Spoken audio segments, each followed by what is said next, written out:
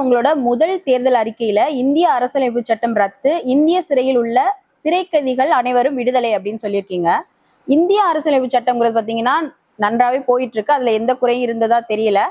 நீங்க எதனால இந்திய அரசியலமைப்பு சட்டத்தை ரத்து செய்யறேன்னு சொல்றீங்க? இந்திய அரசியலமைப்பு சட்டம் ரத்துங்கிறது 2 வருஷம் 11 மாதம் 17 நாட்கள் அம்பேத்கர் அவர்கள் இந்த சட்டத்தை எழுதி வச்சிருக்காங்க. அப்போ உள்ள காலகட்டங்களுக்கு இது சூட்டபுளாக இருக்கலாம். இப்போ உள்ள தொழில்நுட்பத்துக்கு ஏற்ற மாதிரி இந்த சட்டம் யாருக்கும் பொருந்தலை.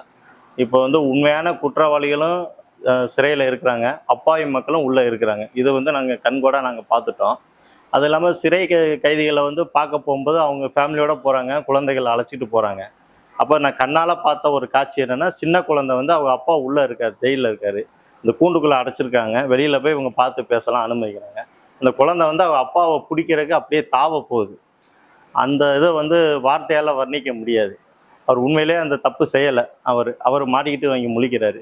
அப்போ அதனால் என்ன பண்ணணும்னா, அத்தனை வரையும் நாங்கள் இந்த இந்திய அரசியலமைப்பு சட்டம் நல்லவங்களையும் தண்டிக்குது அப்படிங்கிற அடிப்படையில் அந்த சட்டத்தை முற்றிலும் நாங்கள் ரத்து பண்ணுறோம்.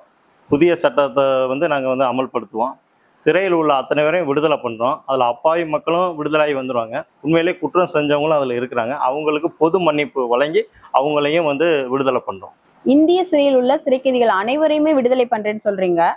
ஸோ நீங்கள் அப்படி பண்ணும் பொழுது பார்த்தீங்கன்னா குற்றங்கள் நிறைய அதிகரிக்கும். ஏன்னா சிறையில் இருக்க கைதிகள் எல்லாருமே வெளியில் வந்துட்டாங்கன்னா அதிகமாக தானே ஆகும். அதை எப்படி நீங்கள் கட்டுப்படுத்துவீங்க? எதனால் இந்த அறிக்கையை நீங்கள் விடுக்கிறீங்க?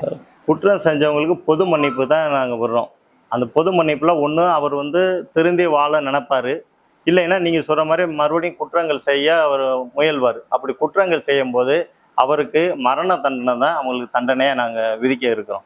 அப்படி பட்ட சூழ்நிலையில் அவர் அந்த தவறை செய்ய மாட்டார், அவர் திருந்திடுவார் அப்படிங்கிற நம்பிக்கை இருக்குது. சட்டத்தை கடுமையாக்கணும்னா அவங்க தப்பு செய்கிறது குறையும். அதனால் அவங்க இன்னுமே தப்பு செய்கிறவங்க, கொள்ளை அடித்து போகிறவங்களுக்கு என்கவுண்டர் நாங்கள் பண்ண போகிறோம். அப்படிங்கும்போது அந்த தவறை மீண்டும் அவங்க செய்ய மாட்டாங்க. திருந்துறத தவிர அவங்களுக்கு வேறு ஆப்ஷன் கிடையாது.